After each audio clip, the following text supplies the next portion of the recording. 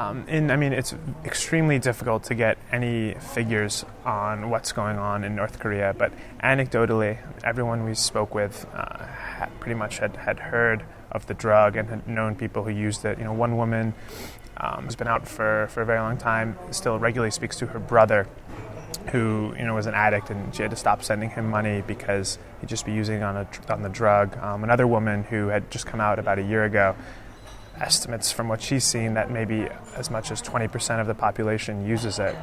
One professor we spoke with who had interviewed defectors as recently as December and January said that you had to be in kindergarten to have never heard of this drug, and even the old ladies were talking about. So in North Korea it seems extremely widespread. So this is maybe one of the most sensitive topics that you can report on up here. Anything dealing with the North Korean issue is very sensitive, and it's something that the Chinese government watches very closely because they don't want to rock the boat in the Chinese-North Korean relationship. Coupled that with talking about illegal drugs, many of the people I spoke with, when I tried to ask about their own experiences, would give me a warning and say, people who use ice in China can be executed.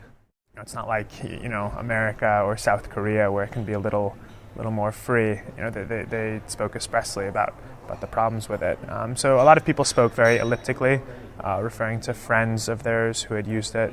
One guy told me about a friend of his who used to deal and was caught dealing, but because the amount was fairly small, they were able to pay to get him out. Another person I spoke with said that if you're caught with a couple of grams of the stuff, maybe a couple $1,000 can work to grease the wheels of justice and free you. But if you're caught with maybe a couple 100 grams, you're paying tens of thousands of dollars, and that might not be enough unless you have connections with the police.